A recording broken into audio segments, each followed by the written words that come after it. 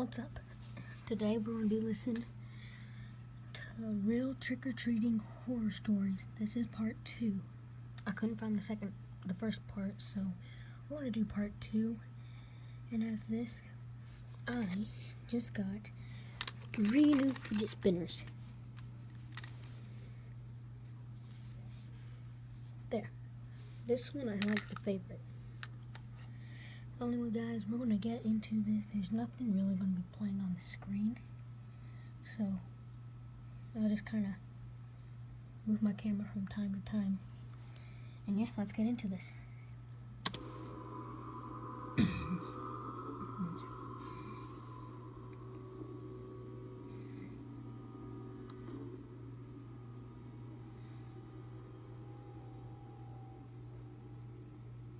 4 years ago, I took my youngest sister and her 2 friends trick-or-treating. I'm 18 now. I was obviously 14 during the time of this story, and my youngest sister was only 7 at the time, along with her 2 friends, who, of the 2, I'll only name one, Mary, for privacy reasons. I didn't have plans anyway, so I guess I was actually a bit happy that my parents made me walk with them. Plus, I low-key told my sister to fill an extra bag for me at each house. By now, we were more than a mile away from my house. The girls' bags were all pretty full now, and I was ordering them to start making their loop back in the direction of our house. The girls were approaching the front door of a corner house across the street from an old, closed-off community park. The house already stood out from the rest on the block in that there was a 3-foot wooden fence surrounding the perimeter, except for the walkway and driveway, and a bunch of overgrown trees and bushes on the front lawn, almost completely blocking the actual house from view. They tried looking for the doorbell, but then called back to me that there wasn't one. I answered back, telling them to just knock on the door. My sister pounded on the door in 3 different intervals. Then I called for them to skip this house. As the 3 girls were walking down the stoop, the front door to the house creaked open, and somebody could just barely be seen poking their head out from behind the door, which was open just a crack. The girls walked back up the stoop and simultaneously yelled "trick or treat." From the sidewalk, all I could see was an arm reach out from around the door, and then the person's pointer finger lifting up as if to say 1 second. The arm kind of creepily pulled back into the house. My view of it not seeing a body made the situation really eerie. The door... Okay, hold on. Not seeing a body? This is going to be creepy, I can tell. And who would want to go trick-or-treating at this? I'm like, come on. Really? I go trick-or-treating in some weird places, but not this scary. Wait, what is that? Those vines growing on the... This must be a very old house. Well, sorry for pausing. Oh, and subscribe to Mr. Nightmare. Like his videos and turn on his notifications. He makes some pretty good stories. Anyway, I'm not going to interrupt this story. Closed, and for what felt like 20 seconds, they just stood there on the stoop. I was about to ask them what was going on, but once again, the front door to the house cracked open. Once again, just an arm came into view for me. This time, I could see him waving the girls to come into the house with his hand. My sister and her 2 friends were actually making their way into the house before even looking back at me for approval. At this point, the feeling in my stomach told me something wasn't right here, and I yelled to the girls to come back. The really disturbing part was as soon as I yelled this, the person shut the front door, almost slamming it in their faces. The 3 girls came back over to me. I told them that was enough trick-or-treating for the night.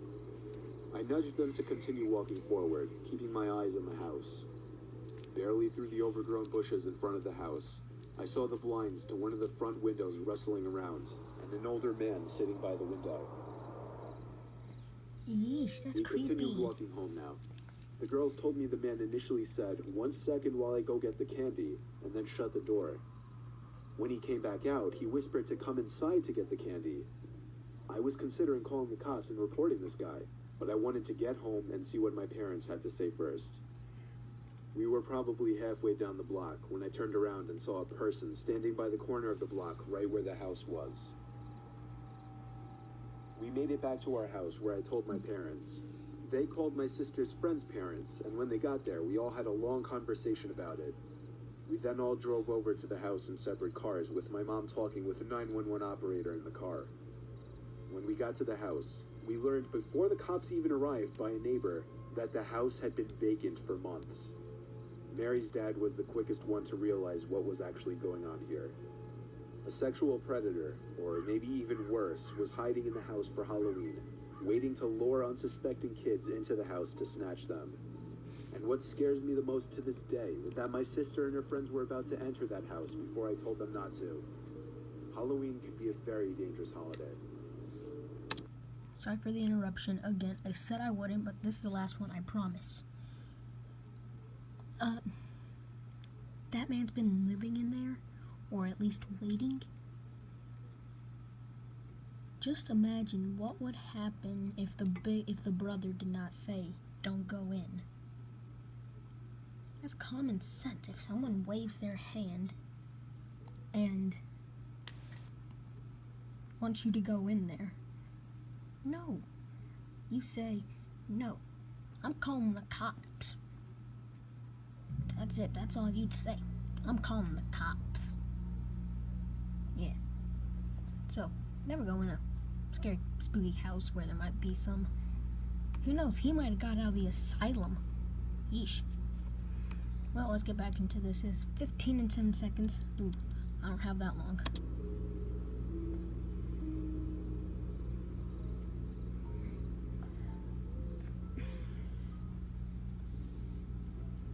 2 years ago, I was home on Halloween, and for the most part, it was a pretty normal day. Since Halloween was on a Friday, all of my friends were out partying. However, I was doing homework. Not one of my most exciting nights, but I didn't mind too much. I really had to get this homework done anyway. My mom and dad were handing out candy to the trick-or-treaters as they usually do. My house doesn't usually get many because we're pretty much the only house on the block that hands out, so it's often ignored because it's not worth their time. Tonight was no exception. Later that night, my mom calls me down and tells me to watch the door for trick-or-treaters because my neighbors had come over asking for help with their costumes for a party. So my neighbors and my parents both went upstairs to work on the costumes, leaving me alone downstairs. It didn't bother me because I had finished my homework and I could just play my PS4 while listening for knocks on the front door, which was close by. Only a couple more trick-or-treaters came in about an hour, pretty typical for this area. However, around 11 p.m., I heard a knock at the door. I thought it was pretty weird since it had almost been an hour since the last knock, and it was pretty late for trick-or-treaters to still be out.